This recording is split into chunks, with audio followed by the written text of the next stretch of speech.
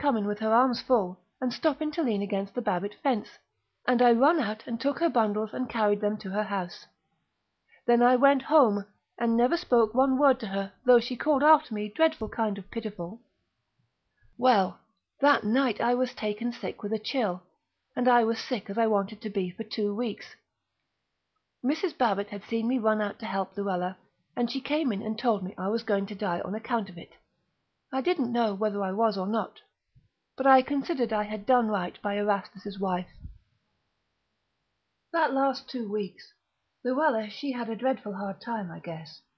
She was pretty sick, and as near as I could make out nobody dared go near her. I don't know as she was really needin' anything very much, for there was enough to eat in her house, and it was warm weather, and she made out to cook a little flour gruel every day, I know, but I guess she had a hard time, she that had been so petted and done for all her life. When I got so I could go out, I went over there one morning. Mrs. Babbit had just come in to say she hadn't seen any smoke, and she didn't know but it was somebody's duty to go in, but she couldn't help thinking of her children, and I got right up, though I hadn't been out of the house for 2 weeks, and I went in there, and Luella she was layin' on the bed, and she was dyin'. She lasted all that day and into the night, but I sat there after the new doctor had gone away. Nobody else dared to go there. It was about midnight that I left her for a minute to run home and get some medicine I had been taking, for I had begun to feel rather bad. It was a full moon that night, and just as I started out of my door to cross the street back to Luella's, I stopped short, for I saw something. Lydia Anderson at this juncture always said with a certain defiance that she did not expect to be believed, and then proceeded in a hushed voice. I saw what I saw, and I know that I saw it, and I will swear on my deathbed that I saw it.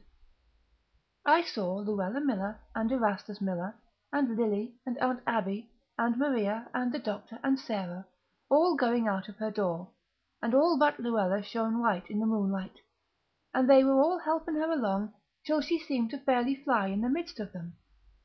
Then it all disappeared. I stood a minute with my heart poundin', then I went over there. I thought of goin' for Mrs. Babbit, but I thought she'd be afraid, so I went alone, though I knew what had happened. Luella was layin' real peaceful, dead on her bed. This was the story that the old woman, Lydia Anderson, told, but the sequel was told by the people who survived her, and this is the tale which has become folklore in the village. Lydia Anderson died when she was 87. She had continued wonderfully hale and hearty for one of her years, until about 2 weeks before her death. One bright moonlit evening, she was sitting beside a window in her parlour when she made a sudden exclamation, and was out of the house and across the street before the neighbour who was taking care of her could stop her. She followed as fast as possible, and found Lydia Anderson stretched on the ground before the door of Luella Miller's deserted house, and she was quite dead.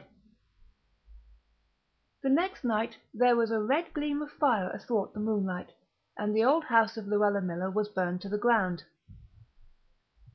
Nothing is now left of it except a few old cellar stones and a lilac bush, and in summer a helpless trail of morning glories among the weeds, which might be considered emblematic of Luella herself. End of Luella Miller by Mary E. Wilkins Freeman.